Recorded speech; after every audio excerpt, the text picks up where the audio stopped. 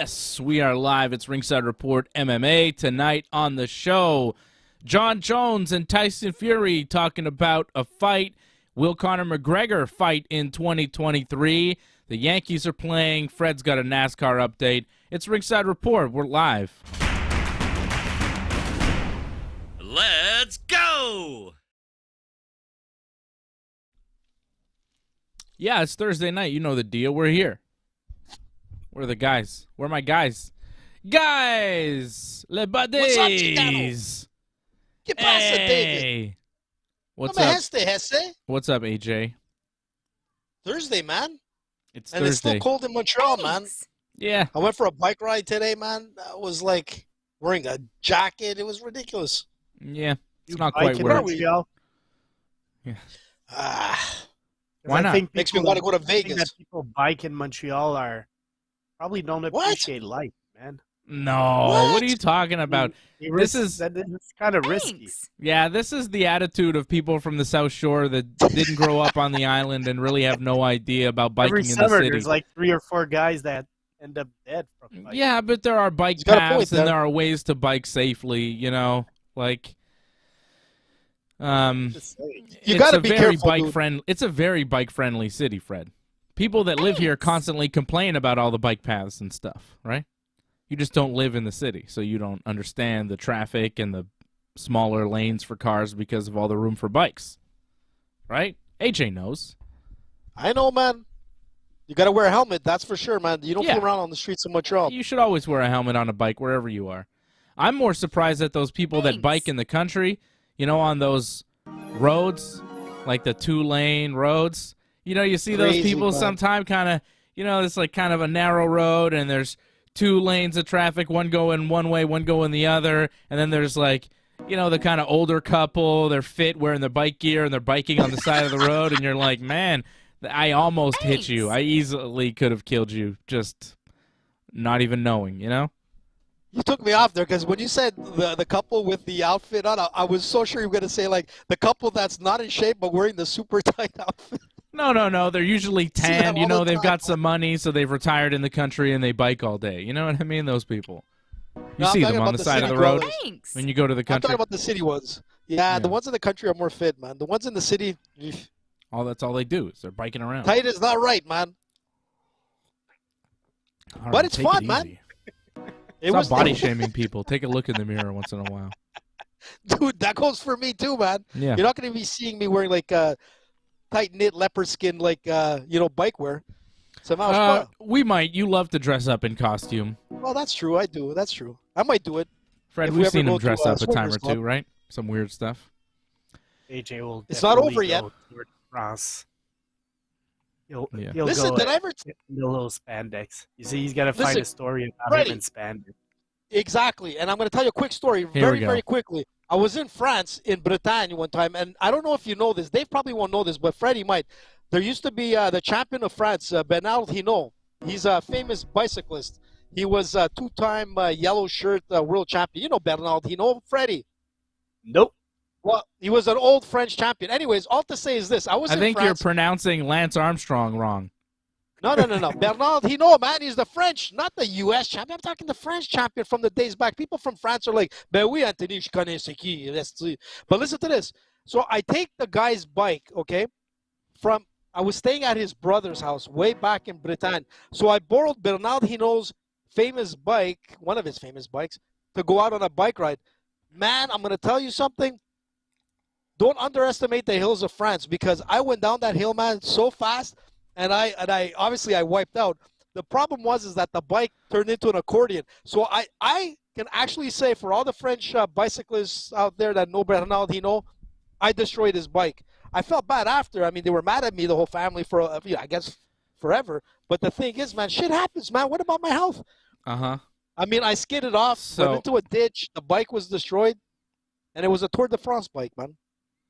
Bernard Hinault, AJ in Do we France. want to know the backstory of why you know this guy, or No, because I was bordering in France a long time ago, and I stayed at a house, and it happened to be the brother of Bernard Hinault bordering? in a little place called bordering. Like, you stay with them, man. I didn't say hoardering like whoring. I said bordering. Bordering. Yeah, you border. You stay. Boarding, Border. no? Isn't I don't it know about boarding? boarding. That's waterboarding. I don't What's know about bordering? that. But I've never heard that term. Bordering. Freddie. You're bordering on insanity at this point. I don't know.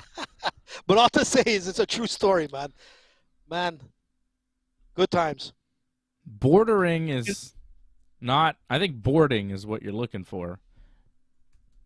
But Like, I'm not sure. I think I'm old the UK enough agrees. where I remember we had like a hockey team from France come, and every player from my hockey team had to have one Frenchman live at their place for a couple of days. So sure. I could see like how that happens. But why was AJ there? Long story. All to say, Pat, I didn't do the sauna why with were the you brother, there? I but don't with the understand. daughters, that's a different story. Yeah, right. You only hang out in saunas with like very muscular dudes. You love it too, and you tell stories about it for years afterwards. Oiled, muscular men. Yeah, Shit happens, dude. Shit happens when you're in the sauna, baby. So I don't understand why you were staying with this family, but I don't think I care. It was an exchange with school. It's a long story, man. It was a school AJ went thing. there, and that's how I learned my French. It You wasn't grew easy, up in man. Montreal, though. In a very West End area of Montreal, which is Yeah, predominantly like, yeah. NDG you're talking English? about? Yeah. yeah, man, no damn good. No damn good. West Coast, I grew up there myself. No Central damn Coast. good. you know, man. Oh, Listen, I a lot know. of famous people I know came from about- NDG, man. I know about You know it. that William Shatner came from Montreal, from NDG? Did you Yeah, know that? same street that I grew up on, Marcel. What? Yeah. Nah. He originally was from Gerard, dude. Just to let you know. No, Marcel. I know bro. his house. Marcel. No. He was on Gerard. Man, I've heard him in an interview say Marcel. Well, he's And I was on like, crack. and I definitely remembered it because I was living on Marcel at the time. I wouldn't, and Marcel is right next to Girard. It's like 2 blocks away from Girard, I guess? Somewhere around there, man. No Yeah. damn good. Who else came from NDG? There Because was Girard William Park. Shatner. See, Girard Park is on Marcel, and then it goes all the way to Girard, right? On Sherbrooke? I'm just saying. Oh, somebody lived on Benny. There you Who's go. that? Leor. Benny Farms, man. I've Good lived area. on Hampton. I've lived on Melrose. I've lived on Marcel. What? You lived on Melrose? I've lived on Girard. Yeah. Damn, you were close to me, man. I've lived a lot of places in NDG. I was in NDG for a long time. Not anymore, but Listen, I was going to say the good things and the bad things about NDG. NDG is awesome, man. Some of the best creative talent came out of NDG. you know what? I was know, in William NDG Shatner- today, What? and I was in NDG. where? I was on Summerled, and I went and I decided to pick up lunch, and I decided to grab pizza from an old place I used to go to after I went to Don't tell me. baseball. Let me guess. After guess. baseball, oh yeah, Beaconsfield. What am I saying? Hampton. I didn't live on Hampton. It was Beaconsfield. I'm really old. It was a long time ago. My buddy Paul lived on Hampton. I thought I kind of lived at Paul's house for one summer, so I feel like I lived on Hampton. Yeah, what am I saying? Must have been a lot of weed smoking there. I lived man. on Beaconsfield.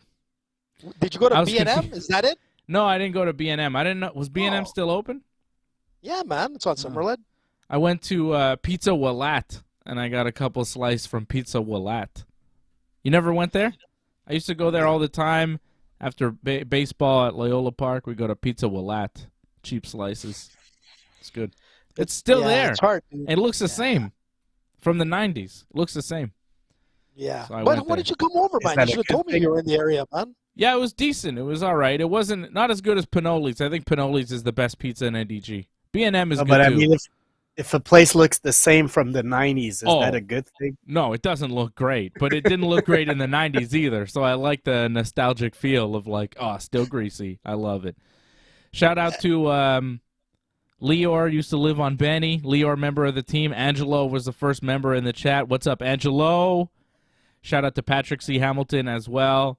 Talking about AJ and the sauna. He loves those AJ sauna stories, don't we all? I know we're going to get to one in a few minutes here when we talk about Mackenzie Dern. It's not over, man. Jay Deluxe loves NDG. Well, there you go. Miss Brooklyn Jay Lizard Deluxe, is I like, like what that. is NDG? NDG is a neighborhood in Montreal, Brooklyn Lizard. She's in Brooklyn.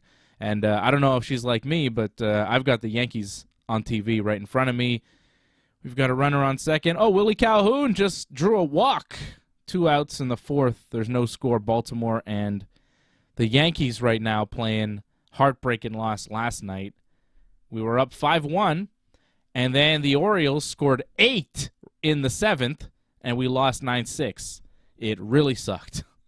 I was watching that 7th inning just like, can this end? Is this going to end? And it wouldn't end. They scored 8 runs in the 7th. Yeah. And the Yankees wound up losing. Man. But the Yankees did win. The Yankees did win the night before, and they took it to extra innings. They were down 4-0, and they came back and won. So, you know, it's been a wild series so far with the Orioles, and it's 0-0 in the 4th. So, yeah, big game tonight. Big game. Go Yankees. Donald Sutherland came from NDG. Did you know that as well? I used to see him at Expos games. Well, that's why I was pointing to the Expos, man. A big Expo fan. My dad would point him out to me, and I'd be like, I don't know who that is. He'd be like, oh, he's a very famous actor. I'm like, I don't know. He's just an old guy. Gower's dad, man. Yeah. Yeah. Kiefer Sutherland. Well, I used to hang with his brother, his half-brother. He was from NDG, who lived on Wilson. I don't know if you knew that. But, yeah. I did not know Kiefer's half-brother. Yeah, super nice. He's an awesome guy, man. Just to say, man, NDG, man, like, there's one thing with NDG. A lot of action always happen around here. Like every I think I said this People way back. Get every mobster, shot all the time. Every mobster that came into NDG pretty much got clipped. So yeah. If you want to do a historical, I did that with Wally, by the way. I took Wally on a little tour of NDG. A murder and tour showing of him, like, NDG. the different places. I did. I'm like, well, there's okay, one of the. You don't want to say any names. You're scared to say names. That guy was killed here, and that guy was like over there, and you know. And there's a lot of bars here, and that guy's connected to that. Listen, man, if a lot Leor of shit used to live on NDG. Benny, he knows a big one got shot right around there, right, on Benny? There's a few of them. Well, most of them got shot on Upper Lachine, but, well, not all, but, yeah, there was one big one on Upper Lachine. Big one, right? Very, very big one. A lot of big ones died in NDG. Stay out of NDG. I think if you're like a famous mafia guy that is in the news, maybe you shouldn't go to NDG because it seems like you get killed there a lot of times. Scary, man. Scary. Well, you know what? Wally should do like one of his podcasts, talk about like NDG and like all this shit that's happened here. So much stuff, dude. But it is a very safe neighborhood. You know what I mean? Like for the other people, it's very safe. Well, it depends where you are. Are you above the tracks or below the tracks? Even below the tracks now is pretty damn nice safe. Everywhere now. Yeah. You gotta have. It's a great place. I love NDG, man. Our buddy Phil, who beats us up all the time, lives in NDG. Fred, there you go. Right? Does he? Yeah, wow. Phil. You don't even know who we're talking about. You don't know who we're talking about. Uh-oh, someone says you're gonna. Okay, I don't know where you live, man, but don't move, man. Oh, Jay Deluxe wants me to move away. Yeah. Don't move, man. NDG needs your money. Dangerous times. We need your money. Nah, it's safe now, man. It's always been a great area. A lot of great places, restaurants. The people are awesome, man. NDG is a real like multicultural melting pot, man. You have every nationality. It's not as good as it used to be. It's not as good. It's not as good as it used to be. Not by a long shot. Think about any other area like that has that same flavor. Oh, it's weak though. Maybe it's Verdun weak. now. It's weak. Verdun is starting to be a little bit. NDG has no flavor anymore. It used to have mad flavor. There's like a serious lack of flavor. It's too like flavor. You know, it's like all Monkland. You know, Monkland started and then it trickled down to Sherbrooke Street and it kind of ruined the whole neighborhood. No. Wait, you know what I mean? Hold on a second, Dave. Sherbrooke was ahead of Monkland in the sense for like business establishments and whatnot, and then Monkland took over, and that's like, you know. Yeah, but it got all fancy. It got all fancy on Monkland, and then the fanciness started trickling down, and then NDG got all fancy. It used to be more like rough and tumble, you know. I like the rough and tumble, right? Man, I love Monkland. I used to live on Monkland for the longest time, like facing Monkland. I used to get out of my balcony with my coffee, my robe. I used to come out singing, and people would be like, it was like a movie. Hey, AJ, what's up? All right. Hey. But now, those days are gone. I don't want to talk about NDG anymore because honestly, like no one cares, and Fred doesn't even care, so we can move on. Oh, we had Mike Ricci that came out of NDG. That was in the UFC. Freddie's out of George NDG. St. Pierre. I'm born here. George St. Pierre used to hang down here all the time, and if it wasn't for, I'm not going to mention any names, but if it wasn't for a certain NDGer that supported him with money, George St. Pierre wouldn't be George St. Pierre, man. I'm just telling you. I'm just saying. If George, you know who else came out of NDG All-Star catcher Russell Martin, great baseball player, That's true. also from That's true. NDG. Raymond Calari, man, who used to be on TSN every once in a while from NDG, man. He's the scout of the San Francisco Giants from NDG. He wasn't an Sergio all-star Momesso, in the man. major leagues. I mean. Well, he was who? You know Ray? Yeah, but Russ Martin was a major league, all-star. But Ray got drafted by the Montreal Expos. He was one of the top shortstops and second baseman, I think. Yeah, I'm sure he was a in good the ball base. player. I'm just saying, he's not famous in Wow, that way. he's famous the way when he talks. He's got a distinctive voice. But other than that, man, he's a scout for the Giants. Yeah, for Marco sure. Scandella that plays for Does the a lot of good stuff for baseball. Marco Scandella from the NDG, just around the corner, played for the Montreal Canadiens, obviously Minnesota Wild. I don't know what that is. Marco All Scandella, right, can we move dude. on from NDG? I don't care anymore. So, Mackenzie Dern, I know you're going to be real excited about that. NDGer. Mackenzie Dern? She could have been. I think I she's sent her- Brazilian. I don't think she's Canadian in any way. I sent her flowers and they returned. Yeah, I'm not surprised. She's like, please stop harassing me. It's getting weird. I think there's a restraining order at this point. So she won last weekend. She looked fantastic. She beat the hell out of Angela Hill. It was a really great fight, and it was very impressive to see Mackenzie Dern use her striking and really outstrike Angela Hill. Her jiu-jitsu was there, and it always is there. She's a world champion, and she's very, very good on the ground, but she had some power. She had good cardio as well. All 5 rounds, just putting a beating on her and keeping the pedal to the metal. She was doing good. She looked really good last weekend. Very impressive performance. Probably the best performance of her career so far. So it was a really nice win for Mackenzie Dern. And I know AJ, as a big Mackenzie Dern fan, must have been just super excited seeing that, right? She looked great. Like, the striking is coming along. It's not quite matched the jiu-jitsu, obviously, but it's pretty good. Dave. Yeah. Let's be honest, man. She had what was her strike total by the time it was done? It was over 160 significant strikes. I mean, this is ridiculous. This is a jiu-jitsu champion, man, all grappling. And her striking was on the mark. She outstruck, man. It was like Angela Hill didn't know what to do. I was surprised that she lasted 5 rounds. To be honest, it could have been closed almost at every ending of each round. It was just oh my God, Angela Hill, I got to give her credit. She took a beating, but Mackenzie Dern had and I know why. Okay, there was a lot of meanness into her punches. She was throwing things to hurt, and it's almost okay, I know she's going through a divorce, and there must have been some anger there, and man, it showed. Well, I think she's talked about it, and the stories have come out. There was some violence there in the relationship there. So and she's out of it now. So yeah, there was a lot of pain. It was a very difficult situation, and she said she was bringing a lot of that. I don't know who he is exactly, but she said she was bringing a lot of that rage into the fight, and it did seem like she was fighting with a little extra anger, right? So that was something, but it's kind of it sucks. It sucks that I mean, she had a performance of a career. It sucks that is the thing that maybe brought it out of her, but I don't think that's what it was. I think it's, just the evolution of her striking game and the fact that she's been working and her technique has improved quite a bit. I also, I know she wasn't that big of a favorite, but I remember last week saying, this should be a gimme for her. This is a fight that she can't really lose. If she wants to be, upper echelon in women's MMA, she has to be able to defeat Angela Hill, and she did. She had a great performance, and like you say, probably her best performance in her career. And now I hope she gets a little bit higher ranked opponent, and she continues to climb. But Freddie, you got to also remember this: going into this fight, Angela Hill is a very accomplished kickboxer, Muay Thai fighter. Striking game was everything that Angela Hill has, and going into this and being outboxed, outkicked, significant strikes that went through the roof is very impressive, where everybody expected a submission, including myself.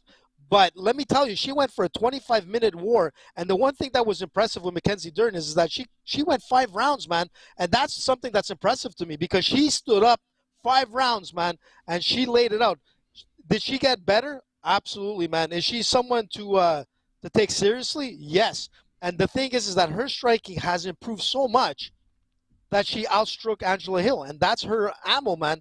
And you know what? That's impressive. And even though I'm a Mackenzie Dern fan, man, she really impressed me. And I was like, holy shit, everything. Her kicks were on the mark. It was like the elbows, her clinch game was so impressive, And what more can you say? I want to see more Mackenzie Dern. Yeah, Fred brought up a good point, though, where you were going on and on about Mackenzie Dern. 15-13, Angela Hill's pro record, right? So it's not like she beat the best of the best. She fought a very good UFC fighter who had won 2 in a row. Angela Hill is a solid mixed martial artist, but she also has 13 losses and 15 victories. I mean, she doesn't have the best winning percentage. Dern dominated. She did what she had to do, so I'll give her props for that. But, I mean, it's Angela Hill. Yeah, but listen, man, that's a veteran in the game, man, who's there. And you know what? If I'm not mistaken, she has 2 wins in a row coming into this fight with Mackenzie Dern. Yeah. And her game to win was to stand up and strike with Mackenzie. And Mackenzie proved to everybody she's got that game. She's learned how to box. But Mackenzie got her on the ground quite a bit and wasn't able to finish her. Well, timing was also a factor, Dave. Let's be honest. Like, you can't really submit someone when there's like 45. You could, technically. Anderson Silva's done it. But, like, when you've got, like, in the 45 seconds, the 30 seconds, the setup to get the submission, you need a little bit more time. If she had another minute and a half during those times where the round ended, she would have submitted. If she had more time. But I was happy that she didn't submit, Dave. I'll be honest. I was happy to see her strike, and that gave me so much more confidence for her to pick her as a possible winner in her next fight. Whoever she goes up against, I'm really impressed with. You're gonna pick her no matter who she goes up against. Yeah. Come on. You know what? More so now, man, after seeing that performance. How can you say anything else, man? Over 160 significant strikes, man. Impressive.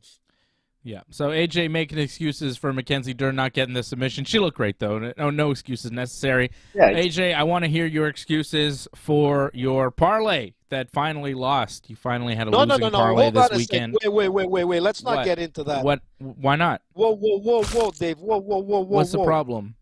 You want to put me on the hot spot? Listen, I got 4 out of those 5 right. Dern, the only problem was Johnson was winning. Godinez, Buckley, Johnson. Johnson lost. Mike, MJ, man. And Johnson was doing really well. He was controlling that fight. He was going to cruise to a decision victory. And then he got knocked out with the quickness. And then he got knocked out. Knocked unconscious. Vicious. Also screwed up Fred's parlay. There's Fred's parlay that got busted up by Michael Johnson as well. You guys picked winners, but that Michael Johnson pick, he was an underdog. You gave a little risk to get a little reward, and it didn't work out. But he was looking good in that first round. Team Dave parlay did come through, though. Dern, Hernandez, and Nascimento got the victory over Ilir Latifi. Split decision. Had me sweating a little bit. It was a close one, but we did get the win. So look great, dude. Huh? Latifi, man. He looked, man. Yeah. A very, worn and torn Latifi, man. Like, it didn't look like Latifi of the days, man. Look, it wasn't a great fight for him.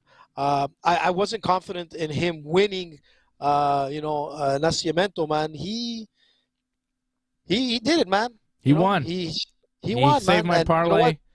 Hernandez won. Dern won. Nascimento won. Team Dave parlay won. And once again, the Ringside Report brings you a winning parlay on a UFC weekend, right? AJ had a couple in a row. I just scored one. We, I think, deliver every card. One of us is going to win every card. So somebody's making money. Somebody is. I think it's Patrick. And listen, Patrick is always dropping the lucky super chats. I think it's Patrick C. Hamilton. That guy's making money, betting on fights. I hope. I hope somebody is. It's not me. It's certainly not me. Because, I bet my parlay, and then I make other bets, and I lose those, and then I wind up just breaking even by winning my parlay. That's usually my weekend. I hit my parlay, and then other things lose, and I was like, what happened? Well, I kind of broke even. I'm even Steven. Listen, man, there was a few fights there that I was going to go with, which I didn't, which I should have. Like Chase Hooper, man, wow, he impressed me a lot. But I should have. I mean, yeah, after the fact, saying I should have picked winners. No shit. Listen, man, I was on the edge. I was going to put him in my parlay. I was going to start the prelims with Chase Hooper, and then I'm like, let me go with MJ instead. I made a mistake. I should have went with Hooper over Michael Johnson, man. Oh, well. When's the last time you picked a parlay, a prelim fight for your parlay, man? Yeah. I did it the last one. No, it was the last one. I did prelim. Yeah, it might have been true, actually. Yeah, you usually stay away from the prelims because you don't want to be wrong early. Which is such an odd, not confident way of picking fights. You're like, I don't want to pick a prelim because I don't want to be sad early in the night. I want to enjoy the main card. It's ridiculous. Listen, man, it's hard, man, because some of the prelims are so hard. Like next week's fight. I think prelims are a great place to man. win money. I think prelims are a great place to win money if you're paying attention. Because I think that the lines on the prelims are not as closely examined as some of the main card fights. When a lot of people are watching, a lot of people are putting money down, you kind of see the lines go in a certain way. And at prelims, I feel like there's more advantages. But what do I know? I'm breaking even. I don't know. But Nascimento was a prelim pick for me, and he came through. You know, sometimes I get one there on the prelims. I can't prove that theory this weekend, unfortunately, because there's no UFC. So I'm telling you I'm picking winners, but I can't do it again this weekend. Did it last weekend. But generally, historically, when you pick the prelims, and it's usually like women that fight, chances are you win on those. Yeah. I've been looking at the stats, and you've been hitting like women fights and prelims quite often. So looking at the stats, when it comes to that, there are no stats. That is bullshit. I gotta call bullshit on that, man. What do you mean stats? Man, I write down everything. You don't write down everything. You have stats of all our winnings and everything.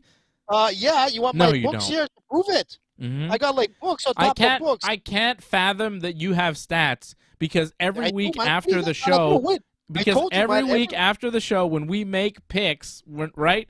You go in our group chat, Dave, send the picks. And I'm like, AJ, you could just watch the YouTube video exactly like I'm going to do to find our picks and then, write down the picks and have the picks. And there you go. You have the picks.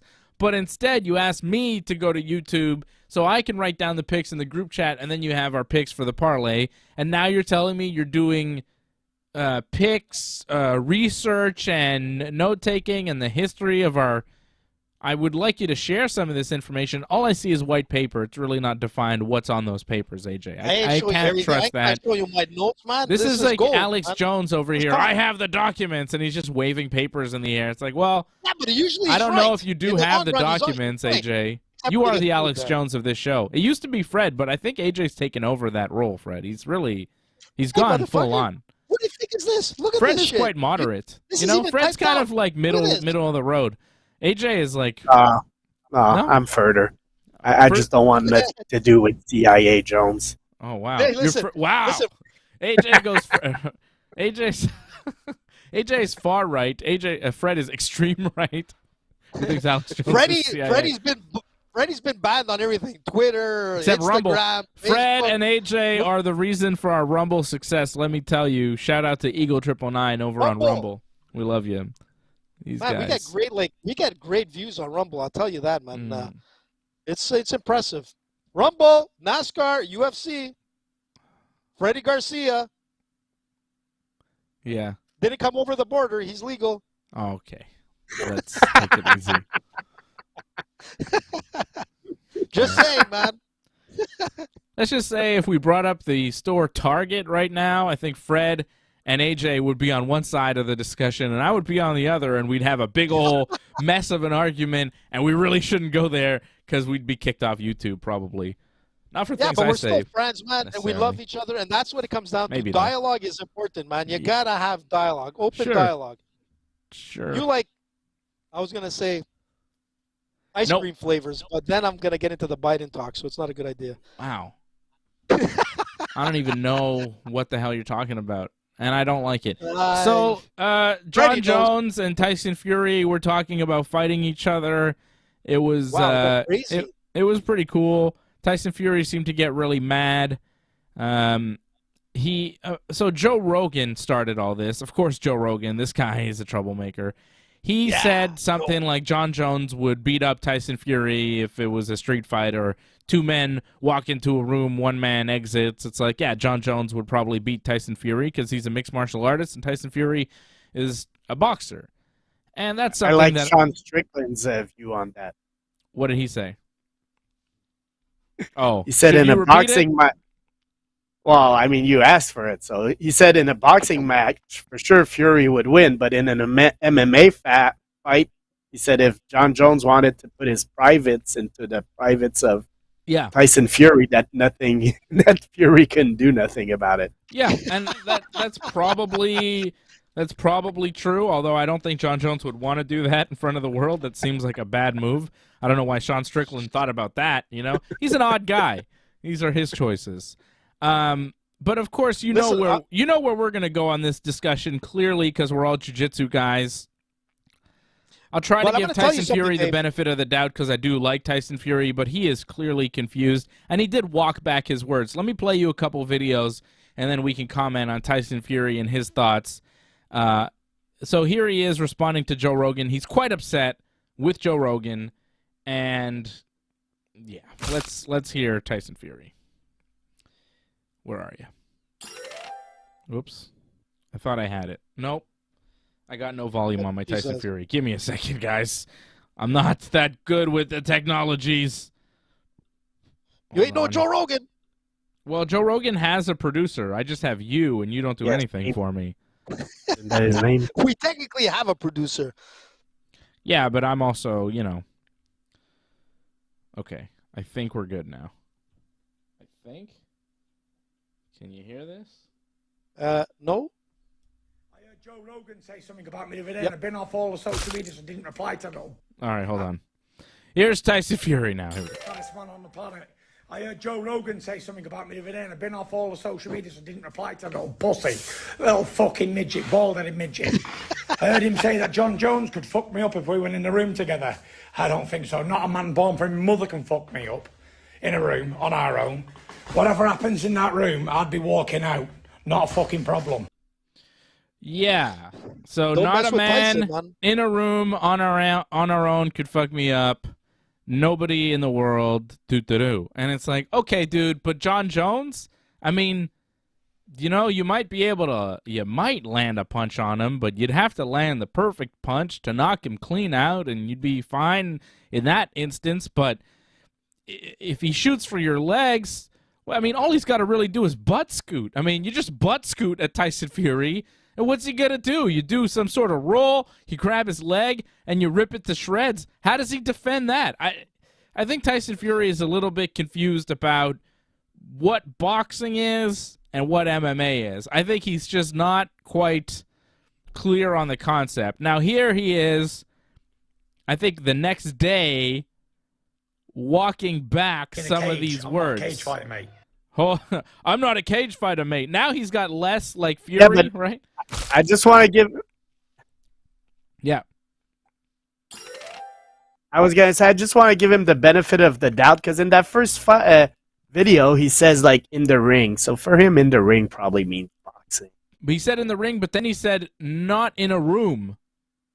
Two men walk in, I'm the one walking out, right, Fred? He didn't just say in a ring. Right. You want me to play the video again? I'll pull up the video again. I'll pull up the video again. Here it is. Look at this. Listen to his words. I'm the baddest man on the planet. I heard Joe Rogan say something about me the other day, and I've been. Oh, I'm the baddest man on the planet. Even that statement, I would say, well, I mean, you're the best boxer in heavyweight boxing. Baddest man on the planet? Like toughest fighter in the world? I don't know. Jon Jones pretty damn good, man. I'm the baddest man on the planet. I heard Joe Rogan say something about me the other day, and I've been off all the social media, so I didn't reply to little pussy. Little fucking midget ball. Okay, also, he shouldn't be using that word. The M word there, it's not a good word there, Tyson Fury. Why are you calling him? Why are you trying to get mad at Joe Rogan? Just because he's stating an opinion. I'd actually like Tyson Fury to say these things about me because it would raise my profile, you know. But hey, Tyson Fury, Jon Jones would fuck you up. You suck at fighting in general. Boxing is not actually fighting. It's just using your punchies. How about that? Dave's probably a little shorter than Joe Rogan, so. I'm definitely shorter than Joe Rogan. And I would fuck Tyson Fury up. Suck my dick, Tyson Fury. You say that Jon Jones could fuck me up. No, I wouldn't. He would destroy me. All right, take that back. Yeah, I mean, 6'9", man. Yeah, he's gigantic. Listen, honestly, Dave. Listen, Dave, I'm gonna tell you something. But I mean, I could get lucky and heel hook the guy real quick. You know what I mean? Like, I got decent leg locks. I'm a blue belt in jiu-jitsu, and no disrespect to Tyson Fury or any boxers, but I think a lot of blue belts in jiu-jitsu could take a lot of boxers because, you know, jiu-jitsu is something that's very tricky and tough to deal with if you don't have it. And most boxers don't have it. They have boxing, and they're very good at it. It's a very useful weapon. But against jiu-jitsu, if I had a straight-up fight jiu-jitsu versus boxer, not Dave versus Tyson Fury, because that's just dumb. I mean, come on. But, you know, jiu-jitsu versus boxer, I think, you know, roughly the same size, the jiu-jitsu guy is going to win 9 to 10 times out of 10, right? And that's just how fighting has gone because we've watched MMA grow and evolve as a sport, and it's like, well, most fights are going to hit the ground and clinch up, and once they do, the grappler has an advantage over the guy who has zero grappling ability, right? And Tyson Fury is not a grappler in any kind of way. I saw a video of him getting taken down with ease by Darren Till, who's not, you know, Randy Couture, or, you know what I'm saying? Like, the guy is not known as a wrestler. So, come on.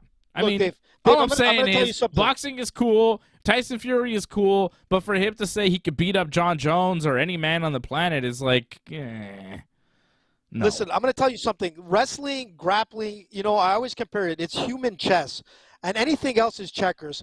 You know, and there was a huge, like, discussion on our Instagram feed where we went, like, rocketed numbers with people going back and forth, like, pro-Tyson, you know, against Tyson. You know, some guys coming out saying, like, all it'll take is a couple of, you know, months with, like, a defensive strategy to be able to overcome Jones's attacks. You know, listen, there's some truth to everything. We've seen that with Jake Paul and his boxing skills and whatnot. But all to say is this, is that it's a very different game. If Jones is going to go into a boxing ring, Tyson Fury will make mincemeat out of him.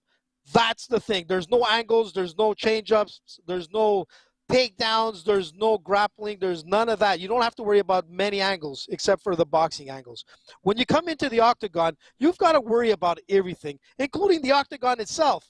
I mean, there's nothing to, like, rope a dope off of a boxing ring to throw, like, a heavy right. You're stuck. Once you're trapped in the clinch and you're brought down to the ground, it's a different game. If you can't swim, we've seen this in the past. We've seen Randy Couture against James Toney. Yeah. We saw exactly what happened in round one. In less than, I think it was less than a minute and 29 seconds, somewhere around there, it was the end of James Toney, who was like a world champion boxer, man. He came in there, and that was James Toney at the time, who was going to fuck up Randy Couture. And it didn't go that way because it's a different game, man. You know, it's like a fish out of water. Let's hear a little bit more of Tyson Fury, because he does walk back his bluster here. And in the room together, I don't think so. Not a man born for. Okay, hold on. So here he says, 2 men in the room together, not a man born can fuck me up. Listen. I heard him say that Jon Jones could fuck me up if we went in the room together.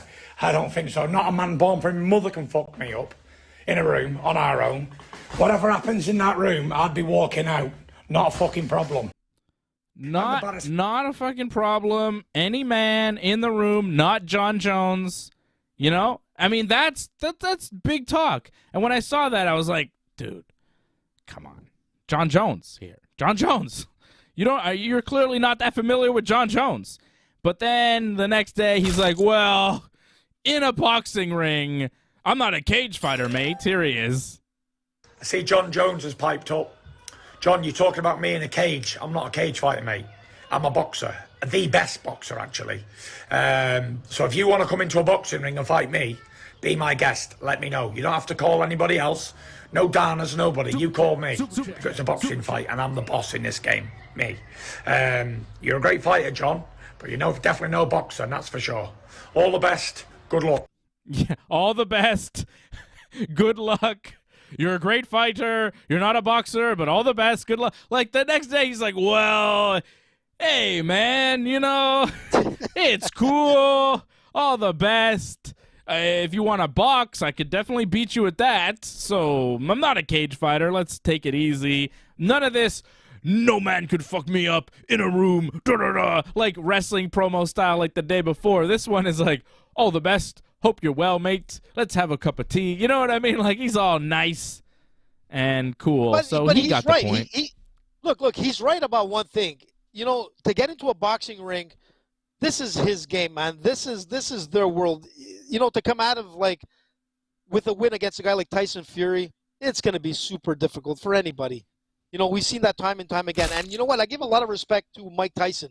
If you've ever heard Mike Tyson speaking, he said it so many times. He goes, he's at almost every UFC event, like not every, but quite a few of them. And he says one thing: he loves MMA. He wish he could have gone into MMA younger, but he knows one thing, that he's not meant to go into an octagon. In a ring, it's a different story, and that's coming from Mike Tyson, man. If Mike says that, you know it's true. Yeah, but he's such a great athlete. If he trained MMA, he could probably have been a great MMA fighter. Like Jon Jones, who said yesterday, Tyson says, no man born from a mother can beat me. Today he says, Jon can never beat me in a boxing ring. Yeah, I'm glad we got that clarified. You just switched your beat up faster than Travis Barker. Impressive. Now, AJ, you laugh at that, and now I'm going to quiz you and put you on the spot. Who is Travis Barker? Is he Don't Google it. Player?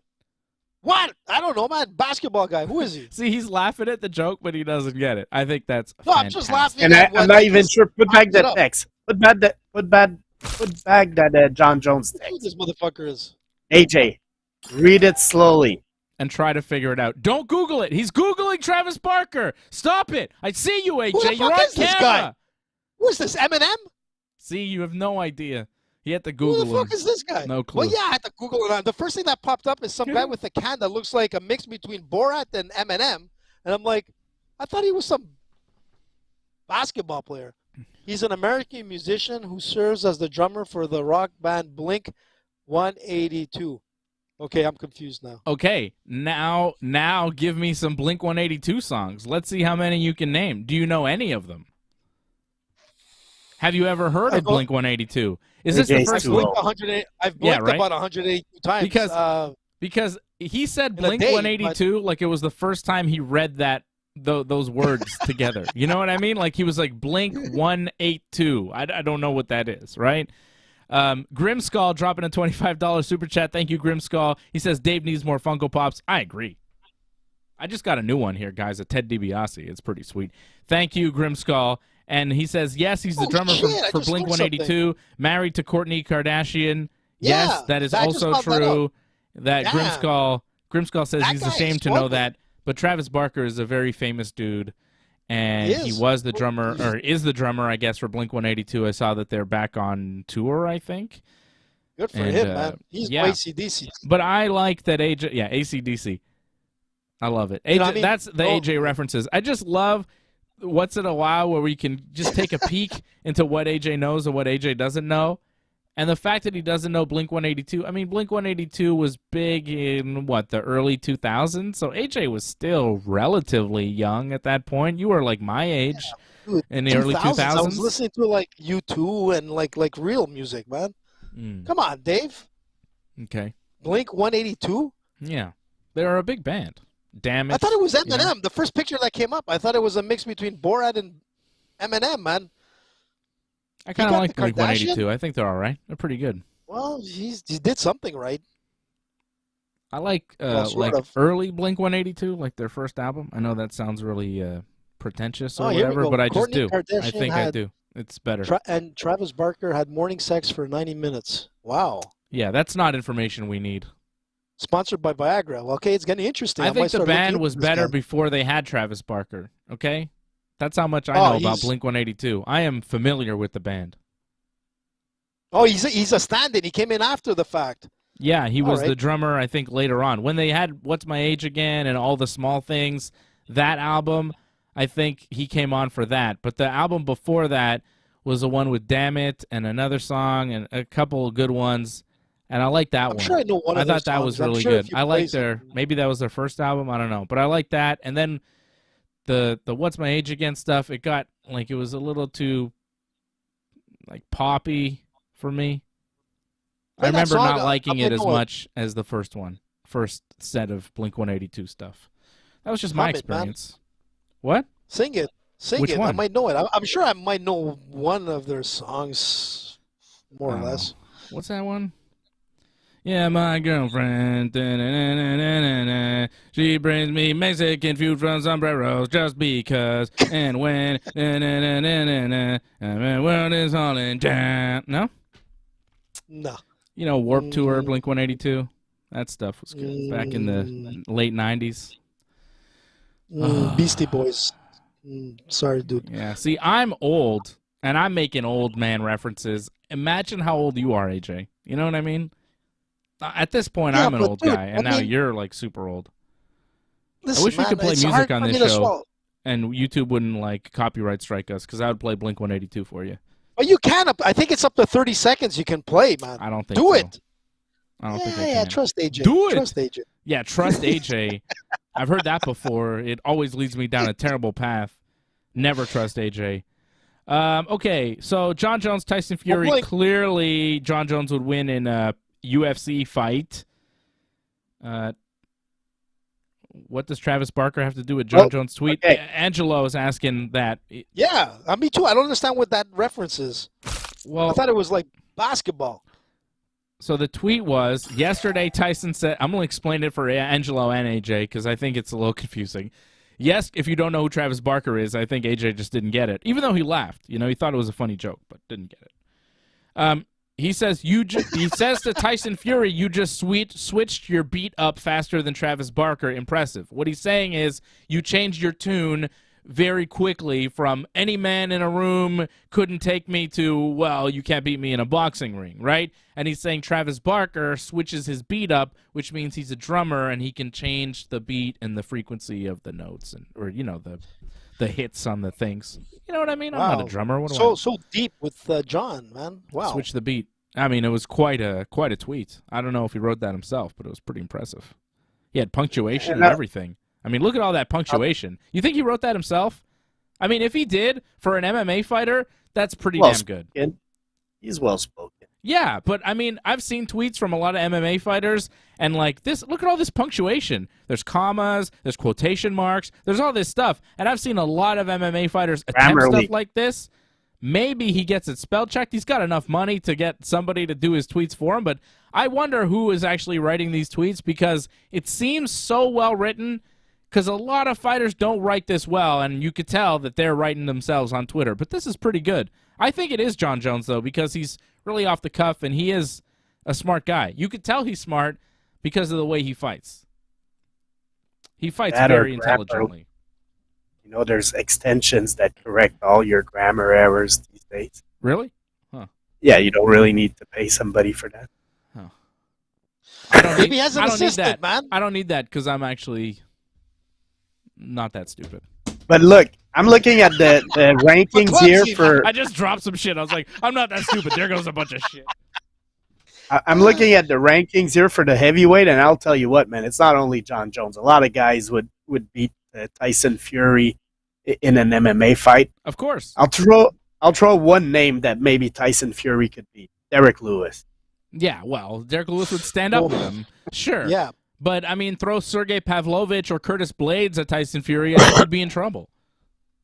Yeah. But even Derek Lewis, man, even when you think the guy is not going to win and he takes a beating, he comes out and he does these things where they're Hail Mary things and he wins. I'm saying don't doubt Derek Unless Lewis. he wrestles him, name. he's not beating him. He's not beating Tyson Fury. No, I mean, listen, look, Tyson Fury will beat anybody if it's a boxing ring. There's no doubt about it. Let's be honest.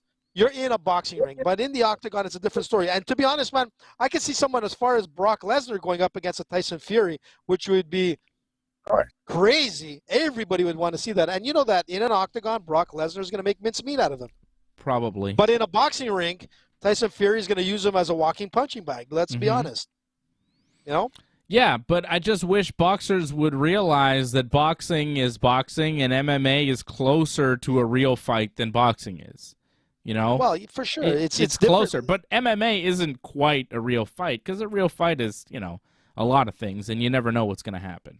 Well, in the original Vale Tudo days of MMA, when everything came from Brazil, I mean, you had everything where you can pull hair and grab nuts. You can literally, like, grab, you know, that was awful. If your penis was there and you can grab it, I mean, you can pull it. I mean, you know, look, back in the days, though, there was a lot of in an MMA fight, you're never going to get a guy sticking his thumb in your eye and trying to pop your eyeball out. But in a street fight, that might happen. Absolutely. I've heard a lot of pro wrestlers, wrestlers who wrestled, not wrestlers who wrestled today, because those guys would never, but wrestlers who wrestled, in the 70s and 80s, when they were tough, before MMA existed, so you actually had tough guys in pro wrestling. The MMA fighters of back then were pro wrestlers. Those guys would get into bar fights and just pop guys' eyes out, just constantly. It would happen all the time. Like, there are wrestlers, there are pro wrestlers out there, guys like Harley Race and Bill Watts, that have popped out many eyeballs. Like, not just one guy. It's happened to a few men that have encountered them. They just go pop, and that's the type of men that they dealt with back then in pro wrestling. Today's pro wrestling, not quite that. But we'll talk about that tomorrow night, because it'll be a big night on Wrestling Uncensored. We've got 2 pro wrestling pay-per-views to preview this weekend. The world of pro wrestling not giving me a goddamn break this weekend, as WWE has Afternoon of Champions coming up on Saturday, and then AEW's Double or Nothing coming up Sunday night. So I'm going to be here all weekend watching pro wrestling and then talking about it afterwards. So I'll be on after Night of Champions, or Afternoon of Champions as I'm calling it, because it's in the afternoon, so don't play with me. And then I'll be on after Double or Nothing as well on Sunday night after the AEW thing, which should be interesting. It's Memorial Weekend in the U.S., so it's a holiday on Monday, so that's maybe why they're stacking up the wrestling event. Not a holiday here, though, so I'm going to be up late. And I know. Tough Monday morning. We'll see how it goes. So it's the best day in racing. It's the what? It's the best day in racing. Memorial Day, 7:30 a.m. The Monaco Grand Prix in F1. 7:30 a.m. You start off with Monaco Grand Prix in F1. 12:30 noon 30. I'm not sure how you say it, but anyways, 12:30 p.m. You got the Indy 500, and then 6 p.m. you got the Coca-Cola 600, man. So a lot of good racing this weekend for racing fans. Wow. And be good, man. My man Kyle Larson's going to win the Coca-Cola 600. He won last week everything at North Wilkesboro. He's the best racer. Hey, and Freddie, what happened with Bubba Wallace? What was that whole thing about the hack thing? Oh, he did the finger. He did a finger. Because Bubba Wallace, man, Bubba Wallace puts himself in these stupid situations, man. I'm kind of a Bubba Wallace fan, and he has talent, man. He finished second last week. So you don't finish second without being good. But at the same time, he's doing the post-race interview, and the first thing he says, instead of saying thank you to his sponsors and his teammates, he accuses the guy that finished first of cheating. So that doesn't look good, man. The other guy kicked your ass. He kicked everybody's ass. Kyle Larson won by 15-second lead on a short track, which is huge. And Bubba Wallace, the first thing he did in the interview was bitch about, like, oh, the Hendrick Motorsport cars, they're probably cheating, which might be true. But at the same time, you just lost, man. You take your loss. You finished second. You had a great night. And then he went to the camera and he gave a finger, but he was actually giving a finger to somebody behind the camera. But Bubba, man, you're on TV, man. You can't be giving the finger to nobody. So, hey, people, Bubba Wallace being the only African-American driver right now, that he brings a lot of emotion. So people, they'll jump on those situations to say, oh, this guy's disrespectful and blah, blah, blah. No. Which, in a way, man, Bubba, you can't be accusing people like that and making fingers on TV, but at the same time, or calling them assholes on radio, man. That was another thing too, So, oh, but that was another thing. Actually, somebody hacked in his radio and was starting to call him insults, man, during the race, man. Somebody managed to get on the radio.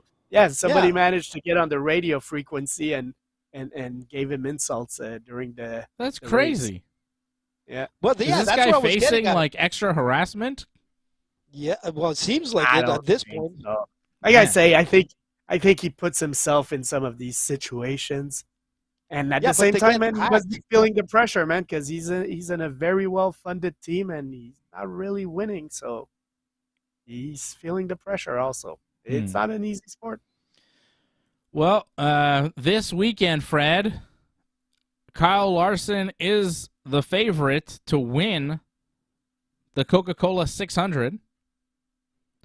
He is win. plus 540 over at bet99.com, so we can't give you UFC picks, but Fred's pick is Kyle Larson, who is the favorite to win at plus 540 to win. If he wins the thing, plus 540, that's pretty good. And in the top 3, I could give you some Bet99 racing odds. Maybe this will tickle your fancy here, Fred, get you excited for some race gambling. Kyle Larson to finish in the top 3, plus 127, and to finish in the top 5, minus 141. So he is expected to do well, as is Denny Hamlin and William Byron. Ross Chastain expected to finish in the top 5 at plus 135. Yeah, so those are your favorites you go to with the win. Underdog. Isn't Alex Bowman like in that race as well, coming back? Yeah, but he missed a lot of times, and he That's hasn't won a race all season. Kyle Larson, look, last week, man, they went to North Wilkesboro. It was the first time in like 29 years they went back to this track, and there was a lot of like anticipation. Everybody wanted to go back there because it's like a classic track. And Kyle Larson, man, he showed why he's the most talented driver, man. Everybody got there with the same experience because none of these guys pretty much ever raced there, and he dominated the field. He won the Saturday race in the trucks, and he won the Sunday race with the big cup car. So he just showed how, and he dominated that race. So he just showed he's the best, most talented driver out there. What the hell? That's Freddie's take, man, and Freddie's gone. All right.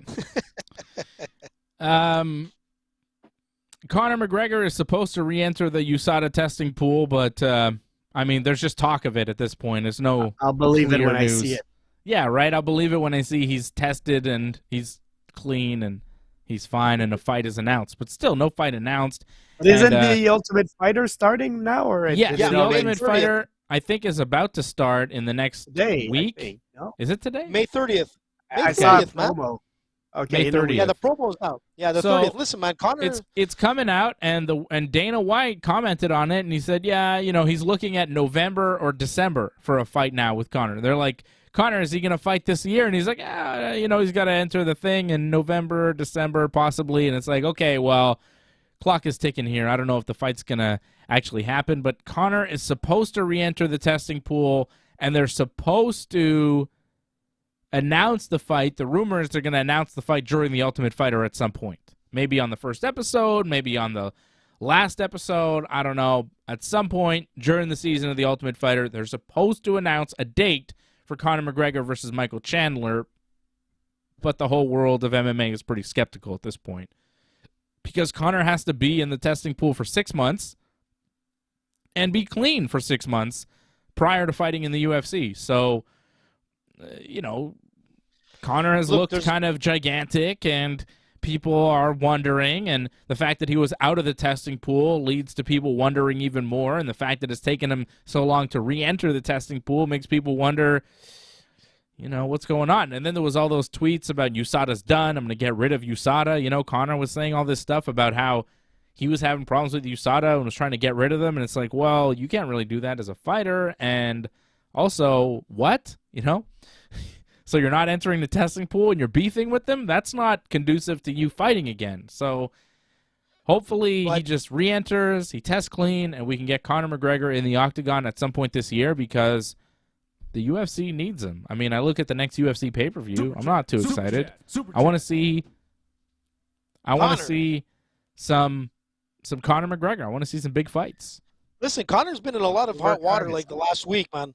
Like, I don't know if you've been watching like Conor news, man, but like his interview with Ariel Helwani, I don't know if you've seen that interview, but I know Dave probably didn't. But let me tell you, like, there's a lot of comments coming in where a lot of people are concerned for Conor. They're like, there's something up with Conor. It seems like he's slurring a lot of words.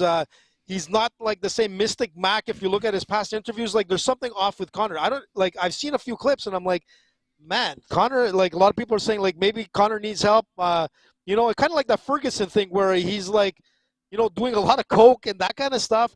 Listen, these are just rumors. Yeah, man, I'm telling you, there's a lot of shit going on in the last couple of days. And then you had something else that came out with Conor. Nothing necessarily true. Listen, but the interview, when you see the interview, I'll check it out, I guess. I really don't want to. When's the last time Conor sounded sober? Well, he's been. Listen, he also got like the Aussie boxing world champion Ebony Bridges saying Conor manhandled her in recent photos. So they're like, oh, Conor's fiance is gonna be like super mad. So there's pictures of Conor like kind of manhandling. Yeah, man, Bridges from the boxing world, and man, he's doing a lot of crazy shit, man. I'm telling you. Okay, well, we'll see what happens with Conor. We've seen Conor, he drinks, and sometimes he's drunk, and it happens. I don't think it's necessarily a problem or something to be concerned with. I think the main concern is, will he fight again, and how will he look when he fights again? I am not thinking he's going to look great when he fights again. The more time passes, the less likely he is to be successful when he comes back. I can't imagine it. Patrick C. Hamilton dropping the 777 Super Chat. Thank you, Patrick. He says, went with AJ last week. Streak ended with me. Patrick did not win last week. I mean, Patrick, he won 2 weeks.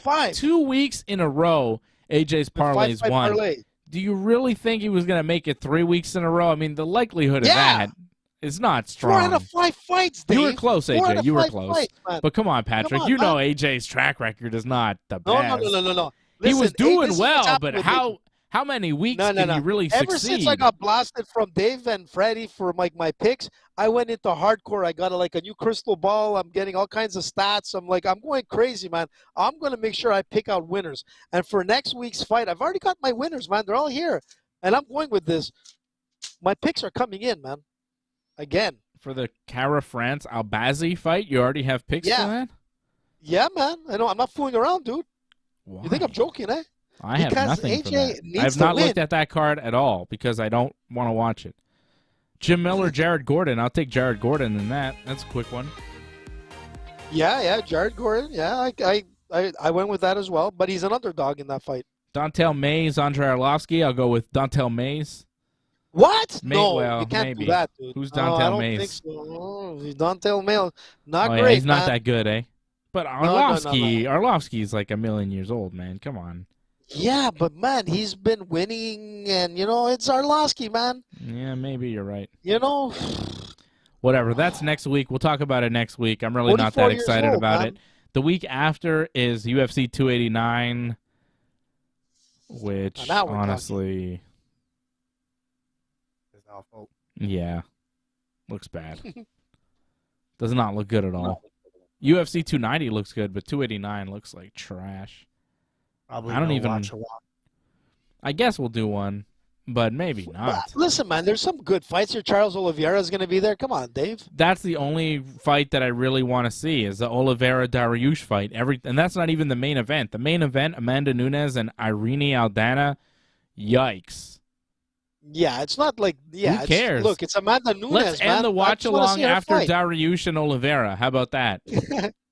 No, man, you got to do the Nunes. And listen, man, when Dana walks out during the main event, when he's like disgusted with the main event, he just leaves and doesn't present the championship to the champion. You know when he does that sometimes because he's all pissed, right?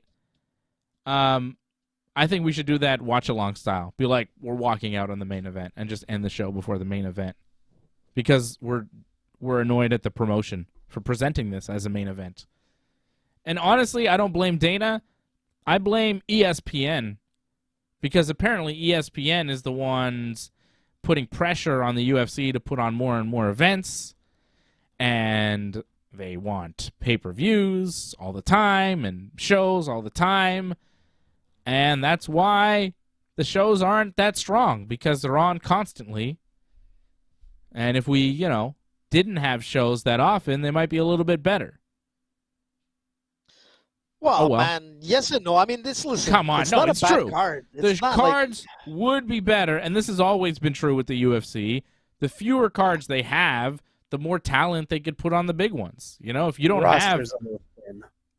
don't have a card for like a month, and then you put all the main events on the undercard of a pay-per-view, it's going to be a better pay-per-view. Like if you didn't do last week's card and next week's card, and you save those two big fights for the pay-per-view, you'd have a decent pay-per-view.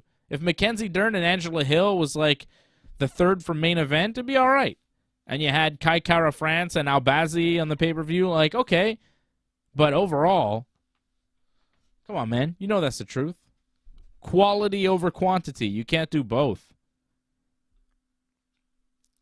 All right. Listen, man. What? What listen? Happy birthday, Angelo, man. Opa, it's Angelo's birthday, man. Happy birthday, Angelo. Its birthday 29 is tomorrow. years old, Angelo, man. Don't say his age. I don't know how old he is. Don't say it. He's a Maybe young he doesn't spring want it chicken, out man. there. Patrick has been a member for 29 months. He said he's won before with AJ. Well, good. Thank you. And if you win with AJ, you're winning big because he hits like long shot parlay. So that's good. Good for you, Patrick. Three-legged horses, man. There you go. I hope he's won with me, too. Listen, I think he has, hopefully. Yeah, Angelo, he's one with you. Happy birthday to Angelo. Good man. I don't know how old you are. I'm assuming about 26. I've seen And a Angelo. half. He's a young man. Happy birthday, Angelo. Angelo, man. I wonder if he's hit any bicyclists in Montreal, because he does doubt it. drive as an Uber guy, I don't think he does. Happens all the time. I don't think he's hit any human. I think that's just you who does that kind of stuff. And finally, guys, Dana White says that Adam Sandler is working on making a TV show about the office workers in the UFC. So that's potentially in the works, some sort of Adam Sandler produced. I don't see it's an Adam Sandler produced TV show. It's not like an Adam Sandler movie with Adam Sandler in it.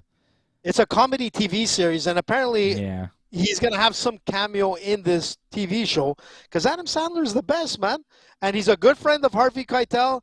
And who knows, man? Maybe Ringside could get a spot on this show, man. You never know. Just saying. You think we're going to be on the new Adam Sandler TV show? How would that happen? Harvey Keitel, man. You can do it. PR Mark is on the works. I do like Adam Sandler. What's your favorite Adam Sandler movie? Oh, that's so hard, man. I think Happy Gilmore's got to be my all-time favorite, man. It's hard to beat, man. I mean, there's so many. I'll tell you my favorite scene. I love the scene, and it's not because of Adam Sandler. It's because of Steve Buscemi there. When he calls him to say he's sorry, and he just like checks him out from the to kill list. It always reminds me because you see me in racing. When I race, when somebody wrongs me, I had this list. I still have the list, but I don't use it no more. When somebody wronged me in my racing, I would put his name on my list because like my game has like 10,000 people a night, so you never know when you're going to see that person again. But if you keep a list of people that wronged you and did not say sorry, you could have revenge after that. So my favorite Adam Sandler moment is when he actually took the time to say, I'm sorry to Steve Buscemi and Buscemi and Billy Madison. Buscemi crossed him out of his list to kill. That was classic, man. You might have the RCMP knocking on your door, Freddie. I'm just saying, just in case. It's a video game thing, so he can hit their cars in a video game, AJ. It's not anything serious. Yeah, I'm not killing anybody. The Wedding Singer, man, that was a classic. That was a good one. It's hard to say, man. All his films are like grown-ups. I mean, everything Adam Sandler touches. Little Nicky, one of my favorite films, and I told that to Harvey Keitel. Harvey asked me, he goes, AJ, what's one of your favorite films that I've been in? I'm like, hands down, man. Little Nicky. I remember he looked at me and he was like, what? I said, Little Nicky, man, that was your best performance. It was great. He's like, no one's ever told me that. I'm telling you, he was great, man, in Little Nicky. Come on, Reservoir Dogs. Yeah, it's got to be Reservoir Dogs, man. Come on. Be cool. That was good, but Little Nicky, man, is up there. My favorite Adam Sandler movie has got to be Zohan. Tremendous. Oh, yeah, that's a good one, too, man. So good. Jeez, Dave is making it hard now. I love the Zohan. That's my favorite Sandler movie by far. I like Don't mess with Waterboy, Waterboy, Happy Gilmore, Billy Madison. They're all good. But Zohan, for me, is my favorite. The best quote, man. The price is wrong, bitch. Bob Barker. Boom. You remember that? You remember when he had the scrap? Bob Barker in yeah, man. Happy Gilmore, man. Yeah. Sorry, I was distracted by that sound effect. I don't know what's going on. Okay, guys. The Yankees are losing 1-0 in the going to the 8th inning. So hopefully they'll come back and win. Man. What? No, they're not going to come, Dave. Come on, let's be honest, man. Can they score 20 runs like the Blue Jays? I don't think so. Yeah, then the Blue Jays lost the next 2 to the Rays. So how's that going? Last place Blue Jays? You really want to compare the Yankees to the Blue Jays? I think Yankees are doing a little bit better than they are. Blue Jays lost again today to the Rays. Blue Jays beat the Rays 20-1, but then they lost the next 2 games. What would you rather? Win a game 20-1 and then lose the next 2, or maybe win 2 out of 3? Whoops. Blue Jays suck. Happy birthday, Angelo. Go Yankees. Oh, Dave, man. That's What? terrible, man. What do you mean Canadian that's terrible? Team, dude. Got to support them. No, I don't. Fuck the Blue Jays. How about that? I'll take it a step further. As a staff, record label, and as a motherfucking crew. Man, Antoinette's not going to be happy with you. All right. Just saying. That's fine. Baltimore is not better than the Yankees, Angelo. That's fucking horrible to say. Yeah? How many fucking championships do the Baltimore Orioles have, huh? How many fucking World Series? How many World Series? We'll see what it is at the end of the season, all right? And they're going to beat the Orioles tonight. Let's go. Aaron Judge with some heroics. Let's see it. All right, guys. No, John. All right. The chat is starting to piss me off. Only Brooklyn Lizard is allowed to chat from now until the end of the show. Thank you, Brooklyn. I love you. You're my friend. We are Yankees fans because we appreciate the real baseball teams, not like these other jabroni teams. Go Yankees. We got Wandy on the mound. Come on, Wandy. Let's shut these guys down. Let's score some runs in the bottom of the 8th. Fuck you, Santander. Fucking Santander. Goddamn. Let's go, Expos! Where are they going? To Washington, D.C.? They went. Man, that was so... Okay. Thanks, everybody. I'll see you again tomorrow night, 10 p.m. Eastern, after SmackDown for the wrestling talk with the Double or Nothing and the Afternoon of Champions previews with Johnny North, who's in the chat, who's being mean, and I don't want to hear about it. Johnny! John talking about bad things. Goodbye.